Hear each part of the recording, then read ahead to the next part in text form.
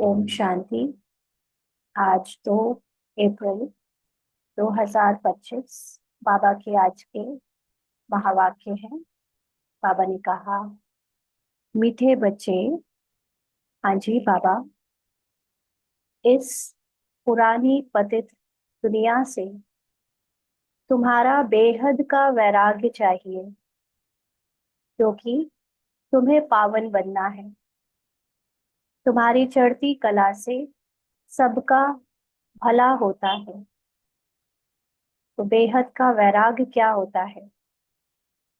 बेहद बेहद का अर्थ होता है जब मैं आत्मा में स्थित होकर संसार को, जो कि फिजिकल फॉर्म में यूनिवर्स के अंदर जो इतना मटेरियलिक लग रहा है, ये यूनिवर्स में ब्रह्मांड में जो ग्रह नक्षत्र धरती, धरती में रहने वाले मनुष्य, मनुष्य के सारे पदार्थ, 5 तत्व, और सबसे बड़ी बात कि जो रोल है मेरा, ये कैरेक्टर है, उस कैरेक्टर में भी जो नाम है, उसके साथ जो भी पहचाने हैं, जो संस्कार है, जो संकल्प है, या उसकी एक्टिंग में जो कुछ भी कहा जाता है, सोचा जाता है या कराया जाता है, उस इस कैरेक्टर के द्वारा, उससे भी वैराग्य चाहिए।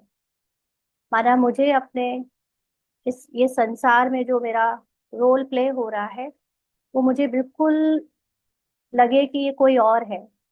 और जैसे टीवी में बैठकर कोई एक्टर अपनी ही मूवी देखता है, लेकिन अपनी मूवी को देखकर वो ये जानता है कि ये तो मात्र एक एक्टिंग है, उसमें कुछ भी फैक्ट नहीं है, रियल नहीं है, तो वो अपने मूवी के सुख दुख, क्रोध या किसी भी तरह के अलग अलग इमोशन से बाहर बैठकर प्रभावित नहीं होता ना। तो जब वो वाला वैराग आ जाए, वैराग का मतलब होता है बेराग। बेराग का मतलब जिस नो इंटरेस्ट। मुझे इस एक्टिंग में, कैरेक्टर में जो कुछ भी हो रहा है, मुझे उसमें नो इंटरेस्ट, कोई इंटरेस्ट नहीं है। अपने भी, और अपना मतलब ये कैरेक्टर भी, और दूसरों के कैरेक्टर में भी। तो ये जो कलयुगी पतित दुनिया का मतलब, जो अभी तक हमें पुराना रोल का जितना भी भान था, कॉन्शियसनेस थी देह की, जिसमें हमारे लोगों के साथ जो भी अलग अलग भाव थे, सबके साथ जो कर्म के बंधन थे, या जो उनके साथ अटैचमेंट और जो कुछ भी था, पदार्थों से, चाहे व्यक्तियों से, चाहे परिस्थितियों से, इनफैक्ट परिस्थितियों से भी, अगर पुराने रोल में कोई परिस्थिति है, कोई समस्या जो लगातार चली आ रही है, तो उससे भी मुझे वैराग, उसमें भी मुझे कोई इंटरेस्ट ना हो। ये एक्टर से मेरी इतनी डिस्टेंस हो जाए, और एक्टर के जो माइंड से मेरी इतनी डिस्टेंस हो जाए कि मैं साफ साफ देख सकूं कि एक्टर और एक्टर का माइंड यानी कैरेक्टर मेरे से अलग है। मैं उस मूल आत्मा में स्थित हो जाऊं।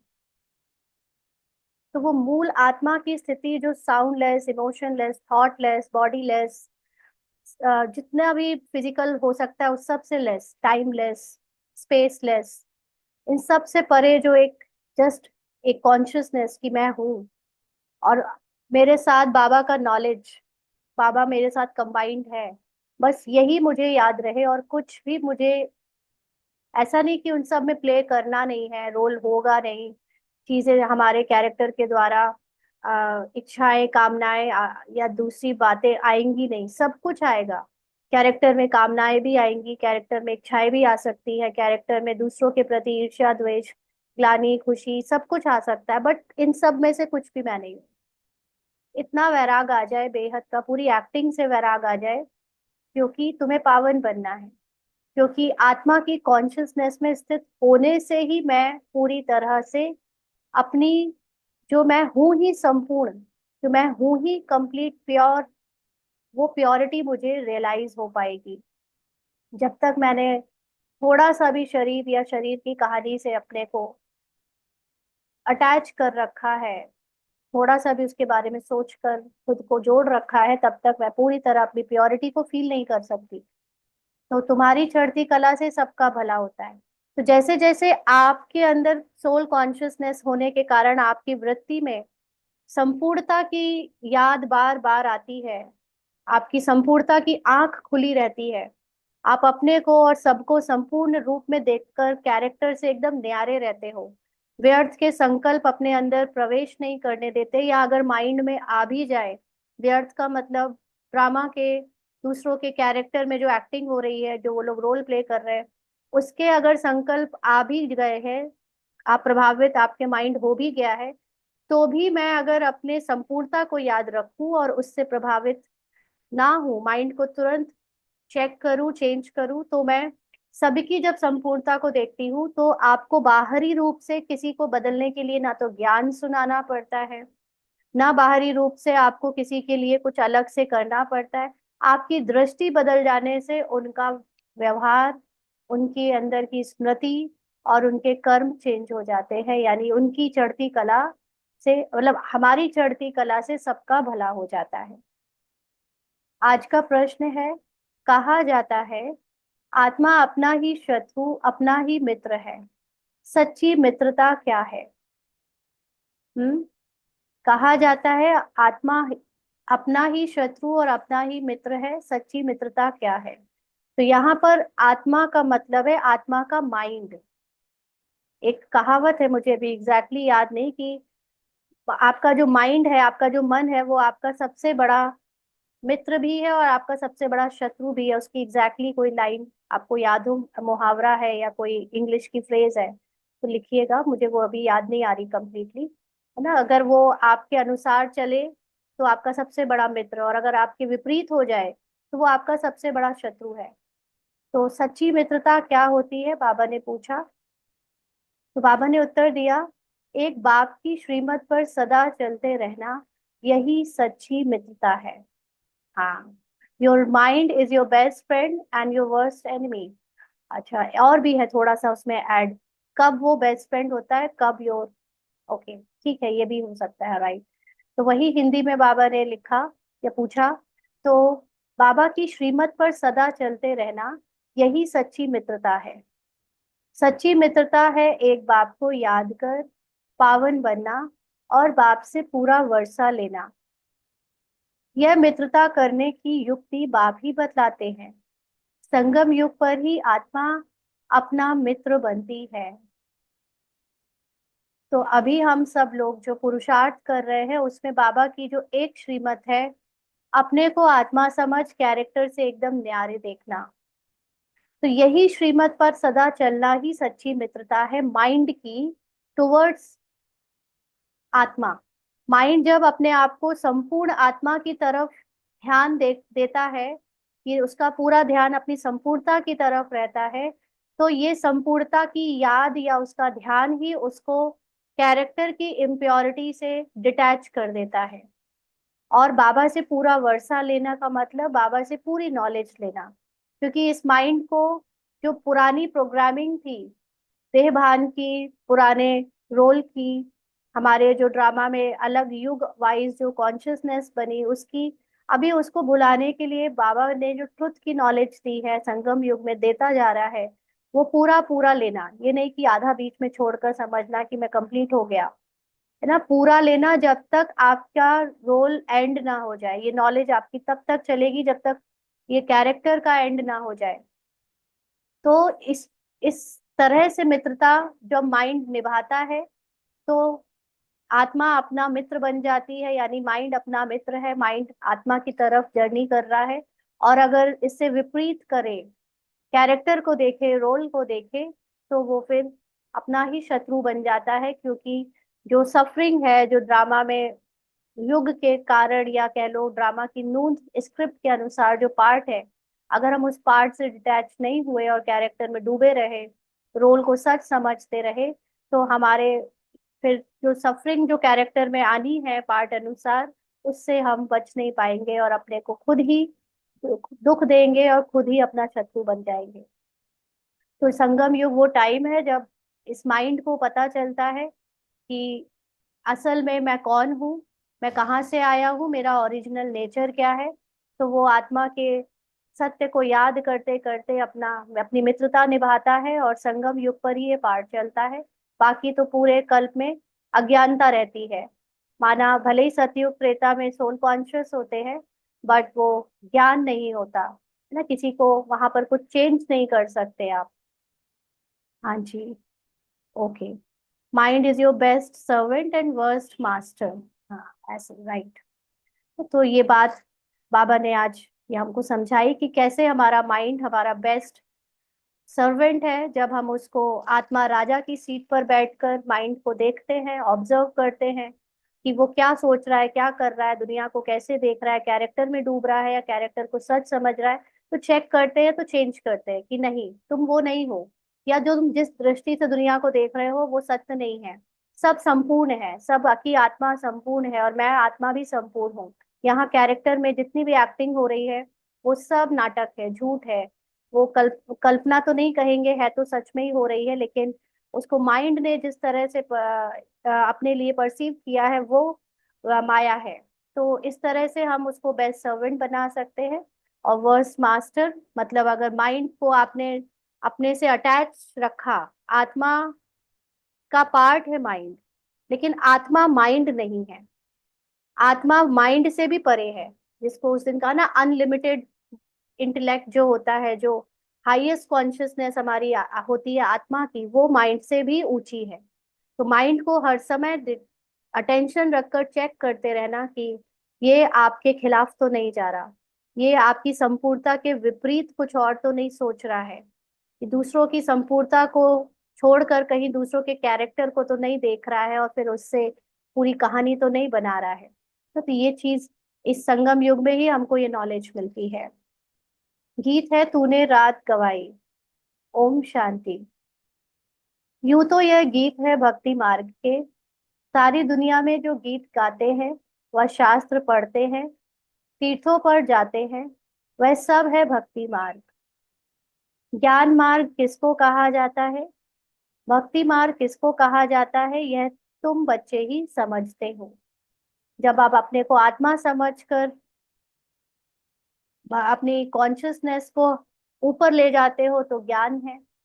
जब आप अपने को शरीर समझकर कैरेक्टर में रहते हो और कैरेक्टर के लिए ही सब कुछ करते हो कि कैरेक्टर में सुख आ जाए, कैरेक्टर में शांति आ जाए, कैरेक्टर में हमारा परिवार का कल्याण हो जाए, भला हो जाए, कहानी कैरेक्टर की अच्छी हो जाए, तो वो है भक्ति मार्ग। तो वेद शास्त्र उपनिषद आदि यह सब हैं भक्ति के।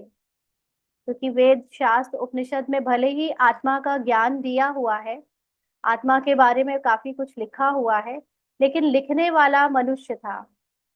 और पढ़ते समय भी जो पढ़ते हैं वो भी अपने को मनुष्य भान में ही पढ़ाते हैं।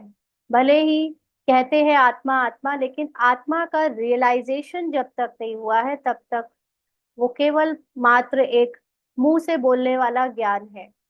तो वो भी भक्ति हुई। आधा कल्प भक्ति चलती है और आधा कल्प फिर ज्ञान की प्रारब्ध चलती है।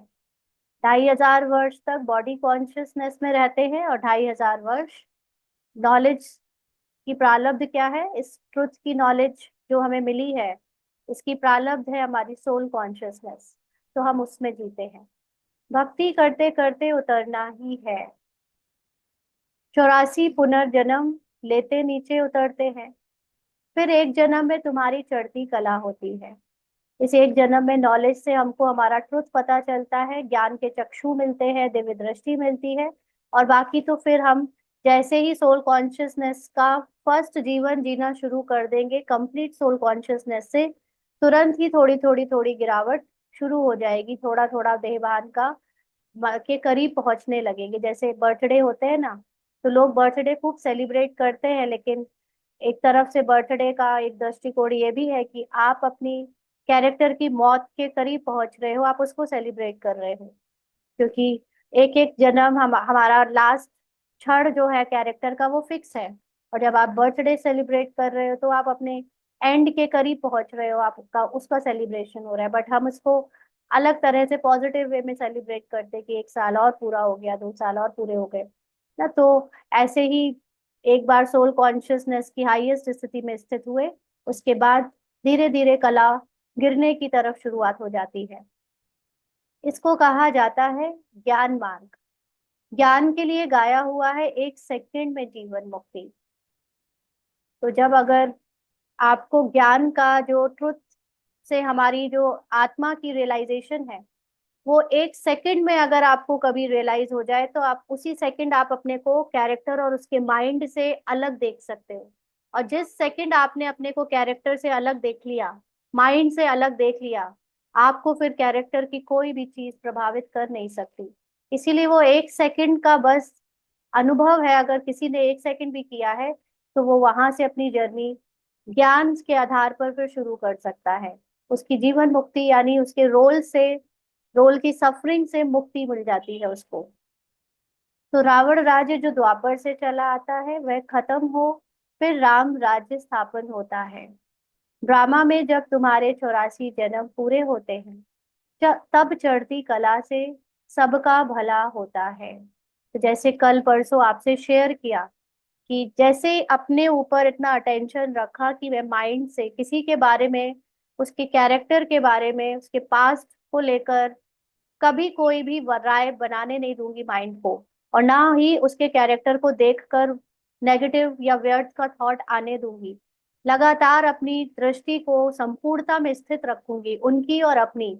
तो एक्चुअली जैसे शेयर किया कि एक्चुअली सामने वाले का पूरा पार्ट इतना वंडरफुल हो गया, सामने वालों के अंदर जो पहले रोल को एक गलत नजरिए से या पुराने नजरिए से देखने के कारण एक स्ट्रेस या जो भी खींचातानी या बंधन होते थे रिश्तों के, वो मर्ज हो गए और उन लोगों का भी प्योर फॉर्म इमर्ज होकर निकला। उनके अंदर भी आत्मा की जो संपूर्णता तो नहीं कही, लेकिन आत्मा की जो पवित्रता है उससे उनका पार्ट बजा। तो हमारे चढ़ती कला, हमारे बेटर सोचने से, हमारे बेटर वृत्ति दृष्टि से सबका भला होने लगता है। तो ये अक्षर कहाँ ना कहाँ किसी शास्त्रों में है, चढ़ती कला सर्व का भला। और इसमें एक बात और नोटिस करने की है कि हमारे मतलब सबके नहीं, सिर्फ मेरे। क्योंकि आप जब हमारे कहते हो, जब हम ब्राह्मण परिवार का खुद को सदस्य समझते हैं, तो फिर हमारे अंदर, चलो नॉन बीके के लिए तो क्षमा होती है, नॉन बीके के लिए तो हम उनके पार्ट को, कैरेक्टर को अलग करके आ, अपने आप को उनसे डिटैच रख पाते हैं। लेकिन जब बीकेस की बात आ जाती है, जब ब्राह्मण्स की बात आ जाती है, तो क्योंकि बाबा की मुरली सब सुनते हैं, बाबा का ज्ञान सब ले रहे हैं, सब अपने को ज्ञानी समझते हैं, सबके अंदर अपना बीके होने का, ब्राह्मण होने का अपना अपना अहंकार बना हुआ है। तो वहां पर अगर आपने ये समझा कि इन सबको भी वैसे ही होना चाहिए, इन सबको अच्छा देखना चाहिए, तो आप मात खा जाओगे। ये भी बहुत बड़ी माया है। ब्राह्मण स्टेज का टैग, ब्राह्मण आइडेंटिटी या ब्राह्मण रोल से किसी को देखना, ये सबसे सूक्ष्म भी है और सबसे आखिरी की कह लो एक माया है। क्योंकि वहां पर जैसे ही आपने देखा कि फला ब्राह्मण ऐसे कर रहा है, फला बीके ऐसे करता है, तो मतलब आपने उसकी संपूर्णता में उसको नहीं देखा। क्योंकि अब आपके अंदर एक लॉजिक आ गया कि ये तो बाबा का बच्चा है, इसको तो होना चाहिए था, इसको तो अपना पुरुषार्थ करना चाहिए था। तो यहाँ पर फिर हमारे चढ़ती कला की बात नहीं आ जाती, सिर्फ मेरी चढ़ती कला। यानी मैं आत्मा सबके सबके पार्ट को, रोल को एकदम अलग कर, उनके माइंड से या उनकी जो भी एक्ट है उससे अलग देख, अपनी और उनकी संपूर्णता में देखूंगी, तब उनका भी पार्ट चेंज होगा। क्योंकि कोई और जो दिखने में एक परिवार दिख रहा है, ब्राह्मण का, बीके का एक संगठन दिख रहा है, बट एक्चुअली वो भी कुछ नहीं है, वो भी सब मेरे ही अंदर है। बीकेस भी मेरे अंदर है, नॉन बीकेस भी मेरे अंदर है। और मेरे ही उनके प्रति दृष्टि जो, जिसमें खोट है, एक्चुअली हमको लगता है कि नहीं वो एक्ट सच में खोटी कर रहे हैं, लेकिन नहीं, वो माया ऐसे दिखा रही है कि वो जो कर रहे हैं वो उसमें खोट है ना। लेकिन वो तो सिर्फ एक्ट है। आपको किसने कहा कि वो संपूर्णता की तरफ पहुंच गए हैं या उनका हाईएस्ट रोल है कि आप उनको ब्रह्मा बाबा से कंपेयर करो। वो तो सब अपने अपने जो भी ड्रामा में नूंद है उसके अकॉर्डिंग कर रहे हैं और राइट कर रहे हैं, उनको उतना ही ज्ञान है या उनको उतना ही पार्ट मिला है या उनको इतना ही नॉलेज है। तो इसलिए हमको ये नहीं देखना है कि कोई और करे। बाबा ने कहा ना, खुद के खाने मतलब वो खुद की चर्निंग से ही होगा। तो इसलिए अपने अंदर हमें बस करना है कि मेरी चढ़ती कला हो, मुझे सदा अपनी हायर कॉन्शियसनेस में रहना है, हाईएस्ट में रहना है और सबको उनकी हायर कॉन्शियसनेस में देखना है, तब सबका भला होता है। तो ये अक्षर कहाँ ना कहाँ किसी शास्त्रों में है, चढ़ती कला सर्व का भला, सर्व की सद्गति करने वाला। अब देखो ये बाबा की मुरलियों के भी जो लाइंस हैं, वो कहाँ से उठाई हैं? उठाई तो शास्त्रों से ही है ना, भक्ति से ही उठाई हैं। तो एक तरफ से बाबा कहता है कि भक्ति में किसी को पता नहीं, लेकिन दूसरी तरफ बाबा भक्ति के ही लाइंस को लेकर हमको ज्ञान में लाता है और ज्ञान की बातें समझाता है। इसीलिए ब्राह्मण्स और बीकेज में काफी हद तक भक्ति का अंश रहता है। इसीलिए उनके द्वारा कैरेक्टर में भी भक्ति का जो पार्ट चलता है उससे ही उथल पुथल होती है। और इसलिए हम सबको ये समझना है अपने लिए खास कि मुझे अपने अंदर भक्ति का अंश नहीं रखना है। ये भक्ति है किसी भी तरह से अज्ञानता को देखना, अज्ञानता का जीवन जीना। तो सर्व की सद्गति करने वाला तो एक ही बाप है ना। सन्यासी उदासी तो अनेक प्रकार के हैं, बहुत मत मतांतर है। जैसे शास्त्रों में लिखा है, कल्प की आयु लाखों वर्ष, अब शंकराचार्य की मत निकली 10,000 वर्ष। कितना फर्क हो जाता है। कोई फिर कहेगा इतने हजार। कलयुग में है अनेक मनुष्य, अनेक मते और अनेक धर्म। सतयुग में होती ही है एक मत। एक मत माना जब सोल कॉन्शियसनेस होती है तो बॉडी का कोई रिलीजन नहीं होता। बॉडी के अकॉर्डिंग जो अभी हम लोग द्वापर कलयुग में हर चीज को एक टाइम के फ्रेज में बांध देते हैं। इतने साल पुराना, इतने साल की उम्र, इतने साल का ये। कल सतयुग में कोई टाइम की कैलकुलेशन नहीं होती। इसीलिए सतयुग का कोई भी डेटा हमारे शास्त्रों में नहीं लिखा है, और जो लिखा भी है वो मनुष्यों ने द्वापर में लिखा है। तो क्योंकि सतयुग में कुछ रिकॉर्डिंग टाइम के या डिस्टेंस के फेज में नहीं होती, तो वहां पर हर चीज एक मत है। यह बाप बैठ तुम बच्चों को सृष्टि के आदि मध्य अंत का नॉलेज सुनाते हैं। सृष्टि का आदि मध्य अंत का मतलब है ड्रामा। तो इस सुनाने में भी कितना समय लगता है, सुनाते ही रहते हैं। ऐसे नहीं कह सकते पहले क्यों नहीं यह सब सुनाया ना। देखो बाबा भी जानता है कि इस समय जो बच्चे सुन रहे हैं वो उनमें प्रश्न आता है, बाबा ये नॉलेज पहले क्यों नहीं सुनाई। अभी अब हमको ये नॉलेज जो मिल रही है, अगर ये पहले मिल गई होती तो हमारा जो पुरुषार्थ जैसे पहले चला और बेटर हो जाता, है ना। लेकिन बाबा कहते हैं ऐसे नहीं कह सकते, क्योंकि ये कल ही मैं किसी से शेयर कर रही थी। और कल ऐसे आ भी रहा था कि पता नहीं क्यों मुझे ऐसा लग रहा है कि ये मुरलियां जो हम अब हायर कॉन्शियसनेस से पढ़ रहे हैं, ये पहले वाली मुरलियां नहीं है।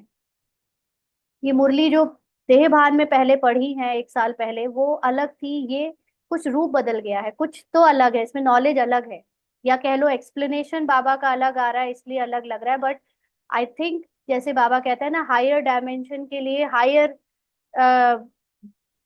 आपकी परिस्थिति, या कह लो हायर उसकी रिल्म के गेट या डोर खुलते हैं। तो जैसे जैसे हमारी अवस्था ऊंची होती जाएगी, हमारे लिए नॉलेज भी बदलती जाएगी, हमारे लिए ज्ञान बदलता जाएगा, पहले वाला ज्ञान नहीं रहेगा, है ना। तो इसीलिए बाबा कह रहा है ऐसे नहीं कह सकते कि पहले क्यों नहीं ये सब सुनाया। स्कूल में पढ़ाई नंबरवार होती है, तो हम बीकेएस में जिसने अपने आप को एक मिनिमम लेवल की पढ़ाई को क्रॉस कर लिया, देह भान को तोड़ दिया, मिनिमम जो इस क्राइटेरिया होगा देह भान को तोड़ने का, जिसने वो तोड़ दिया, उसके लिए ये पढ़ाई अब इतनी सूक्ष्म पढ़ाई शुरू हुई है, सबके लिए नहीं शुरू हुई है। अभी कितने सारे हैं जो पुरानी तरह से ही पढ़ रहे हैं, पुरानी ढर्रे से चल रहे हैं, पुराना ही देह भान और लौकिक और स्थूल धारणाओं पे ही चल रहे हैं। लेकिन जिनके जिनकी स्टेज ऊपर हो गई है, जिनका स्टेज पहले से क्रॉस हो गया है, उनके लिए ये पढ़ाई अब सूक्ष्म की शुरू हुई है। इसीलिए ये पढ़ाई नंबरवार होती है। छोटे बच्चों को ऑर्गन्स छोटे होते हैं तो उनको थोड़ा सिखलाते हैं, फिर जैसे जैसे ऑर्गन्स बड़े होते जाएंगे बुद्धि का ताला खुलता जाएगा।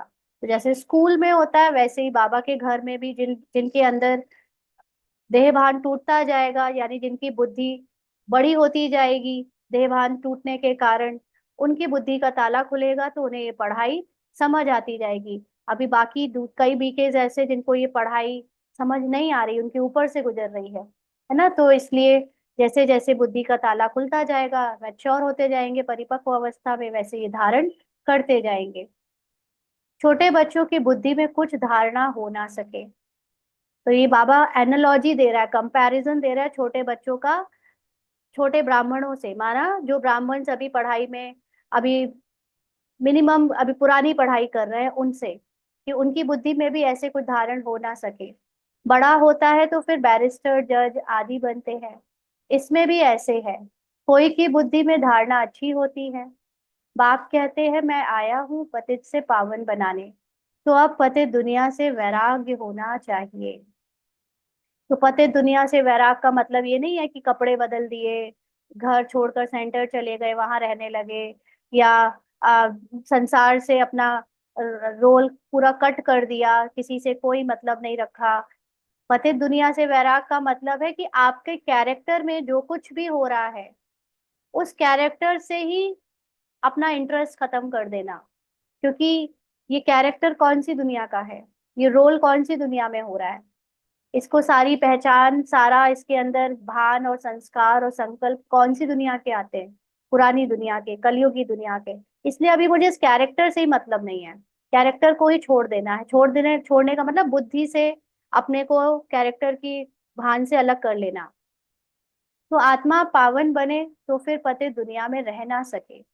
जितना आत्मा डिटैच हो जाएगी कैरेक्टर से, एकदम अपनी संपूर्ण प्योरिटी में हो जाएगी, तो फिर उसको वही दुनिया में नहीं रहना है, उसकी दुनिया बदलती जाएगी। यहाँ पर जो बाबा ने 2-3 दिन पहले डोर की बात करी ना, वो डोर खुलने वाली, तो जैसे जैसे आपकी कॉन्शियसनेस ऊपर जाएगी, आपके साथ जो परिस्थितियां थी, बाहर का जो संसार था, वो भी बदलता जाएगा। लगेगा वही वही लोग हैं, वही सारी चीजें हैं, बट जो उनके अंदर के संस्कार हैं और जो समस्याएं और जो चीजें पहले होती थी, वो सब नहीं रहेंगी, नई हो जाएगी। पुराना पुराना खत्म होकर नया दिखने लगेगा। जैसे नए लोग, लोग वही है बट उनके अंदर का पार्ट नया लगेगा, आपको लगेगा कि बेटर हो गया, बेटर होता जाएगा आपका। तो जैसे जैसे आपकी कॉन्शियसनेस ऊपर जाएगी, आपका संसार का जो पूरा जहाँ आपका रोल चल रहा है वो भी ऊपर होता जाएगा। तो इसलिए जब आत्मा अपनी प्योरिटी में पहुंचती है, पतित पने को छोड़ती है, तो वो पावन होती है, तो पावन दुनिया भी उसको मिलती जाती है। पावन दुनिया में मनुष्य भी पावन, पतित दुनिया में मनुष्य भी पतित रहते हैं, अंडरलाइन।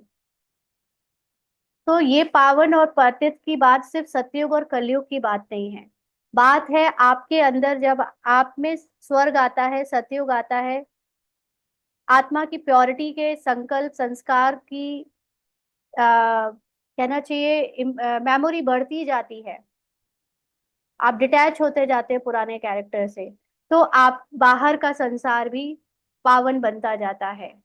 तो ये मनुष्य की जब बात होती है, तो पहले मनुष्य यानी मन के वश, तो जो मन के वश नहीं है, वो आत्मा राजा की सीट पर जो बैठेगा, उसके लिए संसार पावन हो जाएगा ना। अभी जैसे पतित हम क्यों कह रहे हैं कि इतने हालात, सरकमस्टांस, परिस्थितियां भूकंप की हैं, एक्सीडेंट की है, चोरी चकारी की है, भ्रष्टाचारी की है, क्यों? क्योंकि आपके अंदर की दुनिया ऐसी है। हमारे अंदर जब तक दुनिया ऐसी है, बाहर ऐसे ही दिखेगा। हमारे अंदर एकदम सतो प्रधान सतयुगी दृष्टि आ जाए, बाहर दुनिया वैसी हो जाएगी। तो ये चीज बहुत गहराई है इन लाइनों में। पावन दुनिया में मनुष्य भी पावन, और पतित दुनिया में मनुष्य भी पतित रहते हैं। तो अगर आप लोगों को लगता है कि हमारे परिवार में, हमारे समाज में अभी बहुत संघर्ष है, बहुत विरोध है, बहुत गिरावट है, तो आपको बाहर उनको बदलने के लिए कुछ करने की जरूरत नहीं है। आप अपने आप को उस आत्मा में टिकाओ, आप अपने सत्य में टिको, आपके दृष्टिकोण को बदलो, आपका दृष्टिकोण बदलते ही वो सब बदल जाएगा।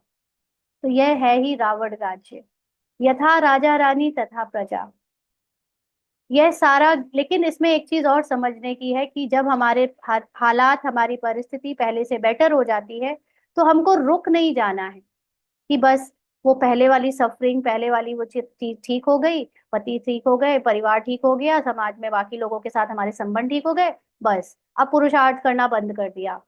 नहीं, अगर आप रुक गए तो वापस भी जा सकते हो, और आपका पुरुषार्थ अभी पूरा हुआ नहीं है। हमारा पुरुषार्थ उस स्टेज तक पहुंचने का है जहां मैं पूरी बाप समान निराकारी अवस्था पहुंच ना जाऊं, पूरा कर्मातीत ना हो जाऊं।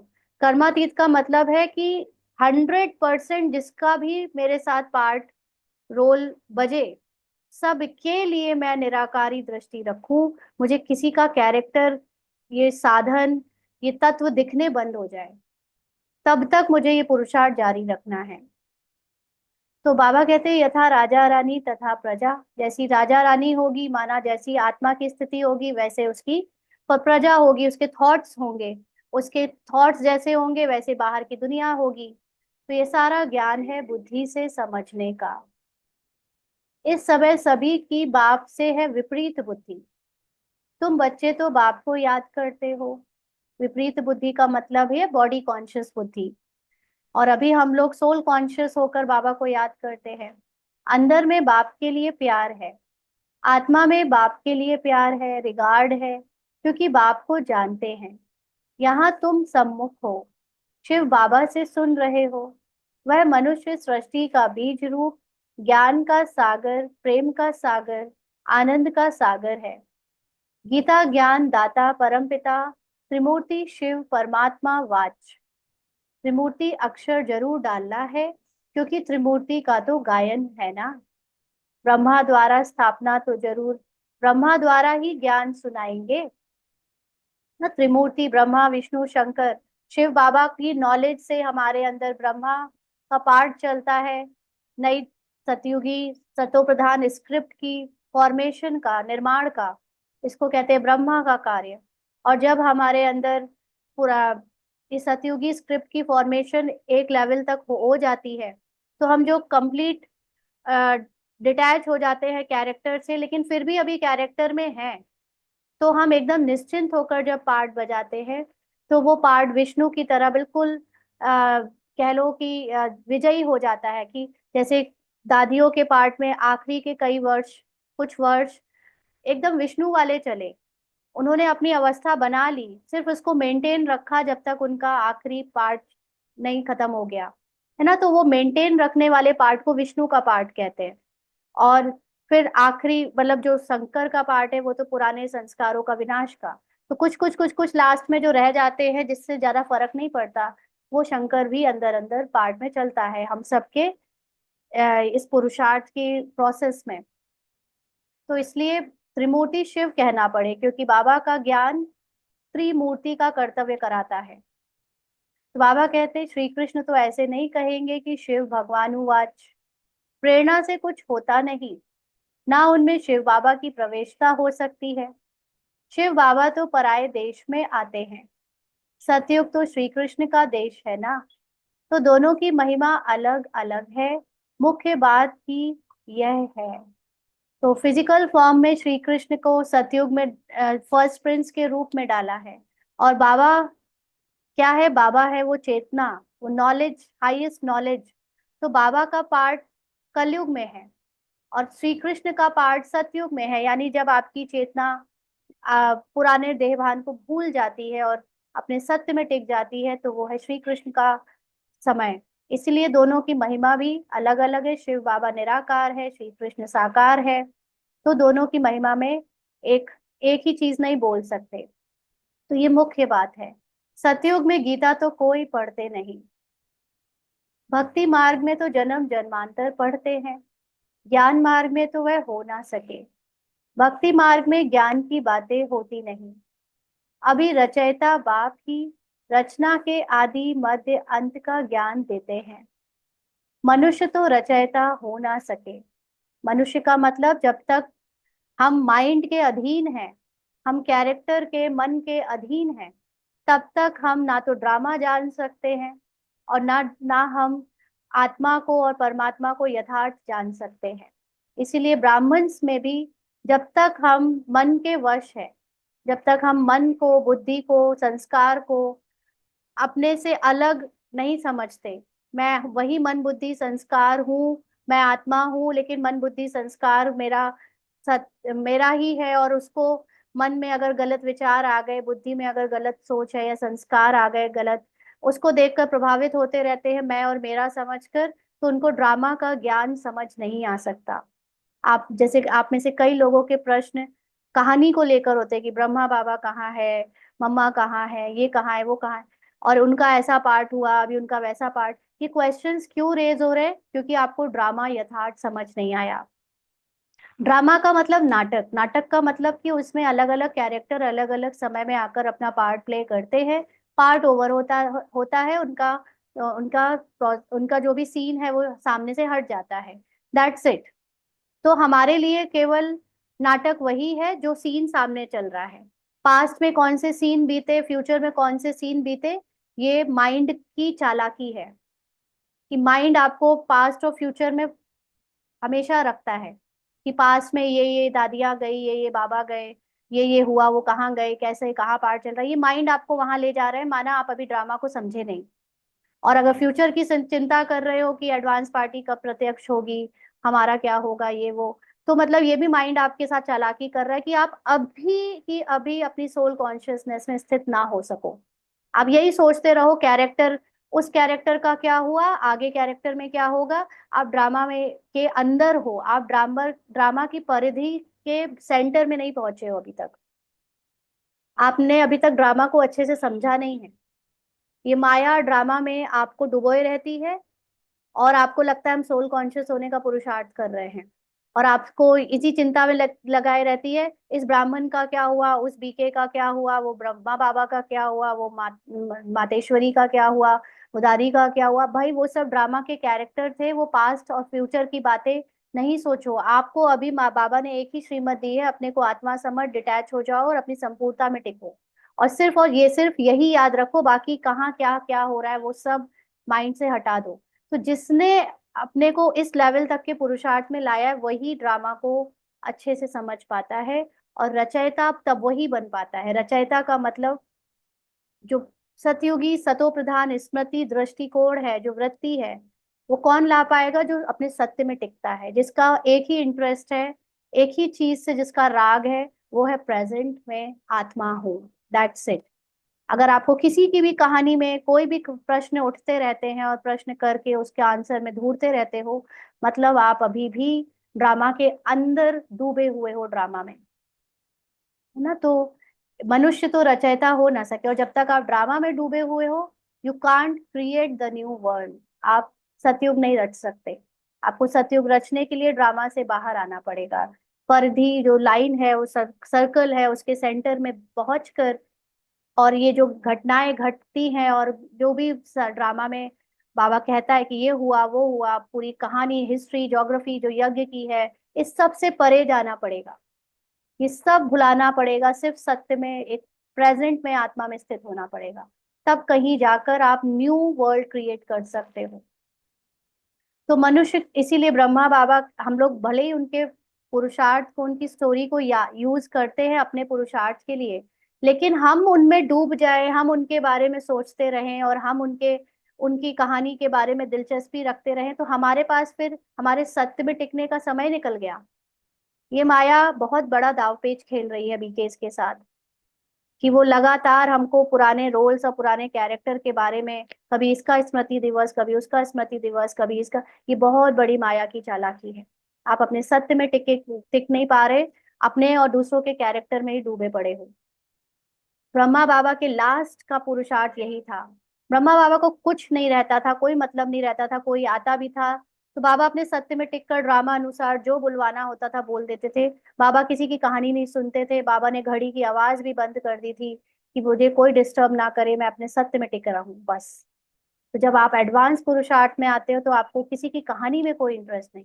हाँ, हम उनको यूज कर रहे हैं अपने पुरुषार्थ से टैली करने के लिए, कि हम कहाँ तक पहुंचे हैं, उनकी उनकी संपूर्णता में वो कैसे थे, और हमारी, अगर हम संपूर्णता की तरफ पहुंच रहे हैं तो हम कहाँ तक पहुंचे। इस चीज के लिए, टैली करने के लिए हम ब्रह्मा बाबा को आधार ले, दादियों को आधार ले, वो ठीक है।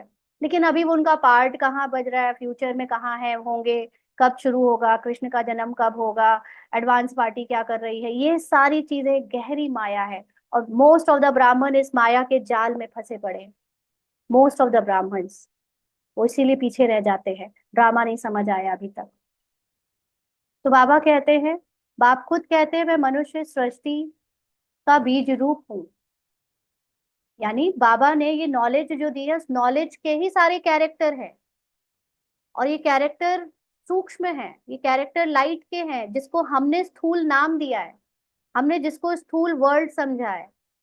तो ये बाबा की कहानी में बाबा ने जो ज्ञान दिया उसमें अलग अलग कैरेक्टर है, तो वो कैरेक्टर ओवर हो गए, उनका टाइम ओवर हो गया। अभी हम अपने अपने आप को, हमें जब खुद के भी कैरेक्टर को भूलना है तो हम दूसरों के कैरेक्टर को क्यों याद करके समय बर्बाद करते हैं ना। तो बाबा कहते हैं, मैं ज्ञान का सागर, प्रेम का सागर, सर्व का सद्गति दाता हूँ। श्री कृष्ण की महिमा ही अलग है। तो तो यह पूरा कंट्रास्ट लिखना चाहिए। जो मनुष्य पढ़ने से झट समझ जाए कि गीता का ज्ञान दाता श्री कृष्ण नहीं है, इस बात को स्वीकार किया तो यह तुमने जीत पहनी। अभी पूरे संसार में गीता के भगवान के रूप में श्री कृष्ण को जो लोग पूजते हैं, है ना, तो उनको ये समझा पाना कि तुम जो गीता पढ़ते हो उसका भगवान कृष्ण नहीं शिव है, बाहरी रूप से वेरी डिफिकल्ट एंड इम्पॉसिबल। आप ये सोचो कि हम बाहर जाके उनको इंसिस्ट करें, सुनाए, इट्स इम्पॉसिबल कि आप उनको ये कर पाओगे। ये पॉसिबल तब है जब आप अपने अंदर के श्री कृष्ण को जान लो, और आप ये जान लो कि मैं श्री कृष्ण के जो पार्ट में जो भी श्री कृष्ण की महिमा है। जब आप अपने अंदर के ब्रह्मा को, अपने अंदर के शिव को जान लेते हो, अपने अंदर के शिव का मतलब बाबा की नॉलेज से ब्रह्मा को समझते हो, ड्रामा को समझते हो, और आप जान जाते हो कि कृष्ण का कैरेक्टर अलग है और ब्रह्मा पार्ट अलग है, तो आपके द्वारा जो सतो प्रधान वृत्ति, जो दृष्टि से बनाए जाने वाली हायर रिल्म की जो गेटवे है, जो परिस्थितियां है, जो संसार है, उसमें ऑटोमेटिकली वो जो नई क्रिएशन होगी उसमें श्री कृष्ण के भक्त होंगे ही नहीं। आप समझ रहे हो, उसमें भक्ति खत्म हो जाएगी, उसमें भक्ति नहीं होगी। आप जैसे जैसे हायर कॉन्शियसनेस में जाते जाओगे, आपके लिए भक्ति वाले कैरेक्टर जो पार्ट बजा रहे हैं वो कैरेक्टर मर्ज हो जाएंगे। ऐसा नहीं है कि आप उनको जाकर सुनाओ तो वो समझ जाएंगे, नहीं, उनका जिनका पार्ट ही है कृष्ण की भक्ति करने का, वो पार्ट मर्ज हो जाएगा, वो कैरेक्टर रहेंगे ही नहीं, टीवी की स्क्रीन से वो हट जाएंगे। तब ये तभी हो, तभी आप कह सकते हो कि मेरे अंदर श्री कृष्ण, क्योंकि आज भी मुझे याद है कि जब हमने आपसे पहले भी शेयर किया था कि गुलजार दादी ने जब शरीर छोड़ा था तो उनकी 12वीं जो हुई थी मधुबन में, तब हम वहीं वहीं पे थे। और इसके कैरेक्टर में, बीके जीवन में, इसको एक बड़ी इच्छा थी कि ये गीता का ज्ञान सुनाने की सेवा करे, तो इसने काफी प्रैक्टिस और काफी समझ के रखा हुआ था कि कभी कोई मौका मिले तो किया जाए। तो बाबा से ये कहती थी, बाबा गीता ज्ञान में ना अभी आप प्रत्यक्ष करना है आपको कि आप नहीं, आप गीता ज्ञान के दाता हो, श्री कृष्ण नहीं है। तब वहां से जो संदेश आया था गुलजार दादी के थ्रू, या कह लो ड्रामा अनुसार, मतलब वेदांती दादी ने, तब उन्होंने एक लाइन बोली थी कि गीता का भगवान मुख से प्रत्यक्ष नहीं होगा, वो आपके अपने अंदर प्रत्यक्ष होगा। माना उन्होंने ये लाइन नहीं बोली थी, बट इससे मिलता जुलता कुछ संदेश बोला था जो मुझे उस समय समझ में नहीं आया था, लेकिन अब समझ में आता है कि उस लाइन का ये मतलब था कि आपके अंदर ये प्रत्यक्ष होगा कि गीता का ज्ञान कौन दे रहा है। जिस दिन आपके अंदर प्रत्यक्ष हो गया, मानो संसार में प्रत्यक्ष हो गया, है ना। तो ये बातें हमें हमारे हायर कॉन्शियसनेस में ले जाने के बाद समझ में आएंगी। तो बाबा कहते हैं, तो अगर इस बात को स्वीकार किया तो तुमने जीत पहनी। तो गीता ज्ञान दाता श्री कृष्ण नहीं है, अगर मनुष्य समझ जाए। मनुष्य कौन, हमारे अंदर जो मन का वश, जो माइंड है, वो समझ जाए, तो मैंने, मतलब इस माइंड ने जीत पहन ली, क्योंकि उसने अपने सत्य को जान लिया। कोई बाहर नहीं है समझने समझाने को। तो मनुष्य श्री कृष्ण के पिछाड़ी कितना हैरान होते हैं। हमारे अंदर भी तो भक्ति के अंश थे ना, श्री कृष्ण की भक्ति के, देवताओं की भक्ति के, तो वही बाहर दिख रहा है। बाहर वाले अभी बहुत हैरान है उनके पीछे। तो जैसे शिव के भक्त शिव पर गला काट देने को तैयार हो जाते हैं कि बस हमको शिव के पास जाना है, वैसे वह समझते हैं श्री कृष्ण के पास जाना है, परंतु श्री कृष्ण के पास जा ना सके। श्री कृष्ण के पास बलि चढ़ने की बात नहीं होती है, देवियों पर बलि चढ़ते हैं, देवताओं पर कभी कोई बलि नहीं चढ़ेंगे। तुम देवियां हो, तुम शिव बाबा के बने हो, तो शिव बाबा पर भी बलि चढ़ते हैं। तो बलि चढ़ने का मतलब क्या है? बलि का मतलब एकदम देहभान भुलाकर अपने को काट देना, कैरेक्टर को खत्म कर देना, सूक्ष्म में इसका मतलब ये है, स्थूल में उन्होंने फिजिकल शरीर को कट कर दिया। तो देवियों का मतलब जब हम शिव की शक्ति बनते हैं, शिव की नॉलेज से हम अपने सत्य में स्थित हो जाते हैं, तो हमारे ही अंदर जो भक्त रूपी संकल्प और संस्कार हैं, कलयुगी भक्ति के जो जो हमारी तमो प्रधान स्क्रिप्ट को की फॉर्मेशन करते हैं, उनकी बलि हो जाती है, वो मर जाते हैं, वो खत्म हो जाते हैं। तो वो सूक्ष्म में बलि का मतलब हमारे अंदर है, लेकिन उसको स्थूल में देवी की मूर्ति के सामने मनुष्य अपने शरीर को बलि चढ़ाते हुए दिखाते हैं, है ना। तो तुम शिव बाबा के बने हो, तो शिव बाबा पर भी बलि चढ़ते हैं। शास्त्रों में हिंसक बातें लिखती हैं, शास्त्रों में वही सारी बातें एक ह्यूमन फॉर्म में, रोल में, कैरेक्टर में दे दी हैं। तुम तो शिव बाबा के बच्चे हो, तन मन धन बलि चढ़ाते हो, और कोई बात नहीं, इसीलिए शिव और देवियों पर बलि चढ़ाते हैं। अब गवर्नमेंट ने शिव काशी पर बलि चढ़ाना बंद कर दिया है। अभी वह तलवार ही नहीं है। भक्ति मार्ग में जो आपघात करते थे, माना सुसाइड करते थे, आपने बलि चढ़ाते थे, यह भी जैसे अपने साथ शत्रुता करने का उपाय है। क्योंकि आप फिजिकल बॉडी में ही डूबे हो तो शत्रु हो ना, अपनी आत्मा तक नहीं पहुंचे तो आप शत्रु हो अपने। तो मित्रता करने का एक ही उपाय है जो बाप बतलाते हैं, पावन बनकर बाप से पूरा वर्षा लो। देहभान को भुलाकर माना पावन बनकर, और बाबा से पूरा वर्षा लेना माना बाबा की पूरी नॉलेज लो, नॉलेज को कहीं बीच में नहीं छोड़ देना। एक बाप की श्रीमत पर चलते रहो, यही मित्रता है। अगर आपको सच में अपना जीवन, एक्चुअली अपना जीवन भी कैरेक्टर की कॉन्शियसनेस है, लेकिन फिर भी जो माइंड भी है, ये जो कैरेक्टर को जी रहा है, वो भी अगर अपना भला चाहता है, तो लास्ट लास्ट तक, जब तक रोल ओवर नहीं हो जाता, तब तक अपने को आत्मा समझने का पुरुषार्थ करता चले, बीच में कहीं ना छोड़े। कहते हैं जीवात्मा अपना ही शत्रु है, फिर बाप आकर ज्ञान देते हैं तो जीवात्मा अपना मित्र बनती है। आत्मा पवित्र बन बाप से वर्षा लेती है। संगम युग पर हर एक आत्मा को बाप आकर मित्र बनाते हैं। आत्मा अपना मित्र बनती है, श्रीमत मिलती है तो समझती है हम बाप की मत पर ही चलेंगे। अपनी मत पर आधा कल्प चले, अब श्रीमत पर सदगति को पाना है। इसमें अपनी मत चल ना सके, अपनी मत मतलब लिमिटेड रोल जो है, कैरेक्टर है, उसकी मत, उसके जो पुराने सोच है उसकी मत, ना। तो बाबा ने तो हमें एक ही श्रीमत दी है, अपने को आत्मा समझ, आत्मा की संपूर्णता पे टिको। बाकी उससे कम जो कुछ भी सोचते हैं वो है अपनी मत, कि मैं तो कमजोर हूँ, मैं तो अभी असमर्थ हूँ, मैं तो अभी पुरुषार्थ कर रही हूँ। ये सारी अपनी मत है, बाबा ने कभी नहीं कहा।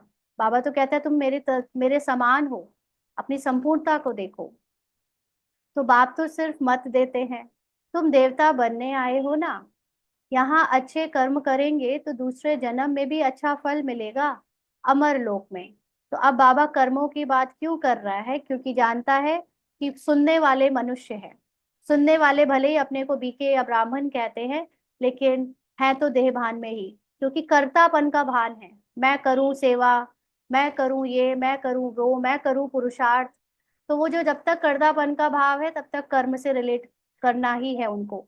इसीलिए कर्म अच्छे करें तो अच्छा फल मिले, ऐसे बाबा की समझानी है। यह तो है ही मृत्यु लोक, यह राज भी तुम बच्चे ही जानते हो, सो भी नंबरवार। कोई की बुद्धि में अच्छी रीति धारणा होती है, कोई धारणा नहीं कर सकते, तो इसमें टीचर क्या कर सकते हैं। टीचर से कृपा व आशीर्वाद मांगेंगे क्या। टीचर तो पढ़ाकर अपने घर चले जाते हैं। स्कूल में पहले पहले खुदा की बंदगी आकर करते हैं, हे खुदा हमको पास कराना, तो फिर हम भोग लगाएंगे। टीचर तो कभी नहीं कहेंगे कि आशीर्वाद करो। इस समय परमात्मा हमारा बाप भी है तो टीचर भी है। बाप की आशीर्वाद तो अंडरस्टूड है ही, बाबा की आशीर्वाद है बाबा का ज्ञान। तो बाबा का ज्ञान ही बाबा की आशीर्वाद के रूप में हमको हर समय चरण करना है, अपने को याद दिलाना है, याद रखना है। बाप बच्चे को चाहते हैं, बच्चा आए तो उसको धन दूं, तो यह आशीर्वाद हुई ना। तो बाबा के पास कौन सा धन है, ज्ञान का धन, हमारे ट्रुथ का धन। यह एक कायदा है। बच्चे को बाप से वर्षा मिलता है, तब तो तमो प्रधान ही हो अब तो तमो प्रधान ही हो जाते हैं। जैसा बाप वैसे बच्चे, दिन प्रतिदिन हर चीज तमो प्रधान होती जाती है। तत्व भी तमो प्रधान ही होते हैं। यह है ही दुख धाम। 40,000 वर्ष अभी और आयु हो तो क्या हाल हो जाएगा। अगर भक्ति के अकॉर्डिंग वो नॉलेज को ले तो फिर अभी देखते हुए ऐसी ऐसी बातें आ रही है, 40,000 वर्ष में फिर क्या हो जाएगा ना। कल कल परसों बाबा ने किसी का, इंडिया टीवी में एक आजकल उसमें नया सीरीज शुरू हुआ है कुछ आध्यात्मिक नॉलेज का। उसमें वो लोग आध्यात्मिक संस्था से जुड़े हुए लोगों को बुलाते हैं। तो कल परसों ही देख रहे थे किसी का, कोई कृष्ण के ही भक्त आए हुए थे उसमें, और वो भी यही बात कर रहे थे कि अभी ये कलयुग के केवल 5,000 वर्ष बीते हैं, और कलयुग अभी बहुत हजार वर्ष का है, अभी चलेगा। और तो उससे जो न्यूज की होस्ट थी, वो कह रही थी कि अभी अभी जब ये हाल है तो फिर इतने 1,000 साल में क्या हो जाएगा। तो कहते हाँ सही बात है, वो क्या होगा क्या नहीं होगा पता नहीं, लेकिन अभी टाइम तो अभी इतना ही पड़ा हुआ है। तो वो सिर्फ कलयुग को कह रहे हैं कि ये तो कलयुग की शुरुआत है, 5,000 वर्ष ही बीता है ना। तो ये नॉलेज है बाहर वालों को, कृष्ण के भक्तों को। तो बाबा वही कह रहा है कि अगर अभी ये है तो फिर 40,000 वर्ष में तो क्या ही हो जाएगा। मनुष्य की बुद्धि बिल्कुल ही तमो प्रधान हो गई है। जब तक आप किसी को देवता रूप में पूज रहे हो, आप किसी को भक्ति के ज्ञान से अपने जीवन में याद कर रहे हो, तो फिर बुद्धि तो तमो प्रधान हुई ना। तो नॉलेज भी फिर वैसे ही होती है। अभी तुम बच्चों की बुद्धि में बाप के साथ योग रखने की रोशनी आ गई है। रोशनी आ गई माना समझ आ गई है। बाप के साथ योग रखना क्या होता है। बाबा की नॉलेज को अपने साथ रखना ही बाबा को कंबाइंड रखना है। अपने को निराकार आत्मा समझना ही बाबा को याद करना है। तो ये सारी रोशनी यानी समझ अब हम बच्चों की बुद्धि में आ गई है। बाप कहते हैं जितना याद में रहेंगे उतना लाइट बढ़ती जाएगी। याद से आत्मा पवित्र बनती है और लाइट बढ़ती जाती है ना। इसीलिए ब्रह्मा बाबा के कैरेक्टर में स्टोरी में बताते हैं कि गुलजार दादी संदेशी थी, जो उनको वो दिखा उनसे कहते थे कि जाओ देख के आओ सूक्ष्म वतन में मेरी अभी कितनी लाइट है, जो मेरा वहां स्वरूप है। तो दादी काफी बार गई तो उन्होंने हर बार डिफरेंस बताया, लेकिन आखिरी में उन्होंने बोला कि बाबा आप उनके जैसे हो गए हो, उस लाइट के समान हो गए हो। तो ऐसे ही हम सब के, हम अब वो हमारे लिए कहानी है, राइट। अभी वो जो कुछ भी हुआ है यज्ञ की 88 वर्ष में, हमारे लिए पास्ट का 1 सेकंड पहले भी जो बीता, वो इस माइंड के लिए कहानी है। अब उस कहानी में कब क्या कौन कैसे इसमें डूबे रहने से अच्छा कि मेन बात जान ली कि वो सूक्ष्म वतन में हमारा जो कंप्लीट फॉर्म है, यानी हमारा सूक्ष्म शरीर जो फरिश्ता शरीर है जिसमें एकदम हमारी निश्चिंत विष्णु समान अवस्था है, वो अगर हमारी पहुंच गई तो वो माना हमारी संपूर्णता की स्टेज है। तो अभी हम जान चुके हैं कि आत्मा है ही संपूर्ण, लेकिन अभी उसकी याद में आत्मा का संपूर्णता की याद लगातार बढ़ती जाए, उससे उसकी लाइट बढ़ती जाएगी, उसकी पावर बढ़ती जाएगी, और उसी से वो प्योर होती जाएगी, माना ड्रामा से पूरी डिटैच होती जाएगी। तो ये हमें लाइट अभी अपनी बढ़ानी है ना। अभी 1 मिनट के लिए बाबा की याद में बैठे, फिर आगे पढ़ेंगे।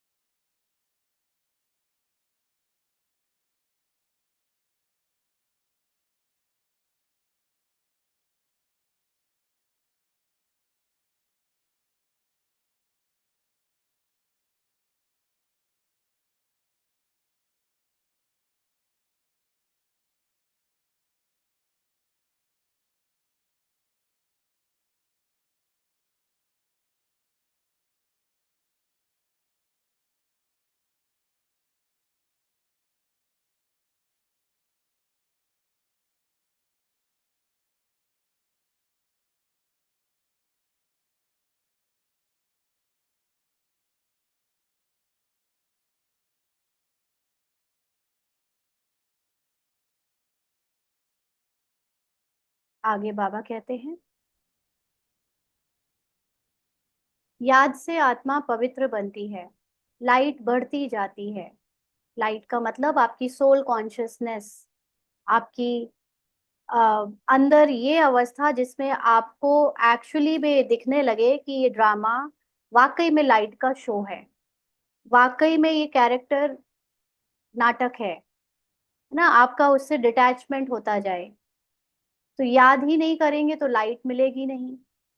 अगर याद ही नहीं करेंगे कि मैं आत्मा हूँ, मेरी हाईएस्ट कॉन्शियसनेस बाप समान है, मैं संपूर्ण उस स्थिति में स्थित रहकर ड्रामा के कैरेक्टर को खुद से अलग नहीं देखूंगी, तो मुझे ना तो हल्कापन आएगा, ना मैं समर्पण बुद्धि हो पाऊंगी, ना निश्चिंत रह पाऊंगी, और ना ही मैं संसार को स्थूल दुनिया से परे लाइट में देख पाऊंगी। क्योंकि बाबा ने कहा ना आखिरी में सब लाइट ही लाइट हो जाएगा, क्योंकि आपकी लाइट आ जाएगी, आपको अपनी लाइटनेस अनुभव हो जाएगी, तो आपको संसार लाइट दिखने लगेगा। तो याद से लाइट वृद्धि को पाएगी। इसीलिए जो लोग भी ये प्रश्न लेकर आते हैं कि क्या करें कैसे करें, उसका ये सिर्फ आंसर आप ही के अंदर है। आप सिर्फ बाबा को याद करो, अपनी लाइट को बढ़ाओ, आपके पास सारा ज्ञान अपने आप समझ आता जाएगा। इतनी बाबा की 1-1.5 घंटे की मुरली चलती है सुबह भी, और अभी शाम को नहीं बट जनरली शाम को भी। तो उसके बाद भी जब प्रश्न आते हैं, उसके बाद भी जब क्वेश्चन होते हैं, तो यही समझ आता है कि योग का बल नहीं है, आत्मा का बल नहीं है, योग नहीं लगा रहे, अपने को सत्य में नहीं टिका रहे। क्योंकि आपके क्वेश्चंस आप बाबा की मुरलियों में कवर हो जाते हैं। आज नहीं तो कल, कल नहीं तो परसों हो जाएंगे। जब आपके पास रिसिपेंट हो जाओगे आप, मतलब समझने लायक हो जाओगे, जब आपकी पात्रता बढ़ जाएगी, जब आप डिजर्विंग हो जाओगे उतने ऊंचे ज्ञान के, तो वो ज्ञान आपके पास ऑटोमेटिकली आ जाएगा। लेकिन जब हम ही डिजर्विंग नहीं है और हम चाहें कि हमको ऊंचा ऊंचा सूक्ष्म ज्ञान मिले, कितना भी मिलता जाएगा वो मटके की तरह, जैसे चिकना मिट्टी का मटका, उसमें सब पानी बह जाता है ऊपर से, ऐसे ही होता है। कितना भी आप क्वेश्चन बड़े बड़े ले आओ, लेकिन आपके अंदर अगर याद का बल नहीं है, तो आप नहीं समझ पाओगे उनके आंसर्स, है ना। इसलिए सबसे जरूरी है कि बाबा की मुरली से ही ज्ञान लेकर अपने आंसर्स निकालें। वो अलग बात है कि कैरेक्टर में कोई बात में कहीं फंस रहे हैं तो वो पूछने के लिए राय ले ले, लेकिन पुरुषार्थ से रिलेटेड क्या है उससे राय ले ले, बट वो जो कुछ गहरी बातें हैं वो बाबा की बातों से ही ले, मुरली के समय ही ले। मुरली के बाद आप हमसे पर्सनली जब कुछ पूछते हो तो हम ज्यादातर आंसर नहीं करते, क्योंकि बाबा इसी समय प्रेजेंट होता है, बाबा की नॉलेज इसी समय अपनी संपूर्णता में निकलती है। बाद में हो सकता है मनमत निकलने लगे, है ना। इसलिए वो बाबा के समय मुरली से ही ज्ञान को उठाओ। तो बाबा कहते याद नहीं किया और कोई विकर्म कर लिया तो लाइट कम हो जाएगी। तुम पुरुषार्थ कर, अब विकर्म किया का मतलब आपने कैरेक्टर कॉन्शियस में आकर, आपके द्वारा जो रोल में प्ले हुआ, एक्शन हुआ या सोच में हुआ, आपने उससे जैसे ही मैंपन और मेरापन बनाया, तो आपकी आत्मा की लाइट स्लो हो जाएगी। तो ये लाइट कम और ज्यादा भी होती रहती है। ये नहीं समझो कि कुछ हमें समझ में आ गया तो अब हम भूलेंगे नहीं। भूल भी जाओगे किसी समय अगर लगातार पुरुषार्थ नहीं किया। जैसे वो पुराना जनरेटर होता था ना, तो उसको ऐसे ऐसे ऐसे ऐसे घुमाते थे, घुमाकर जब तक बिल्कुल वो पूरा पावर को बैकअप ना दे दे तब तक घुमाते ही रहते थे। वैसे ही यहाँ पर आपकी लाइट को लगातार योग के बल से बढ़ाते रहना पड़ेगा। अगर बीच में छोड़ दिया, कम कर दिया, तो वो लाइट डिम हो जाएगी, फिर से बंद हो जाएगी। तो बाबा कहते तुम पुरुषार्थ करते हो सतो प्रधान बनाने का, यह बड़ी समझने की बातें हैं। याद से ही तुम्हारी आत्मा पवित्र होती जाएगी।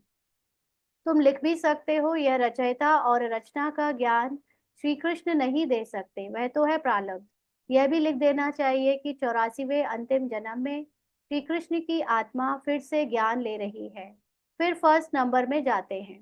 तो ये सारी बातें हैं जब जो अभी स्थूल सेवाओं के निमित्त बने हैं, उनको बाबा डायरेक्शन देते रहते हैं कि आप ऐसे करो ना। बाप ने भी यह भी समझाया है, सतयुग में 9 लाख ही होंगे, फिर उनसे वृद्धि भी होगी ना। दास दासियां भी बहुत ही होंगे ना, जो पूरे 84 जन्म लेते हैं। 84 जन्म ही गिने जाते हैं। जो अच्छी रीति इम्तिहान पास करेंगे वह पहले पहले आएंगे।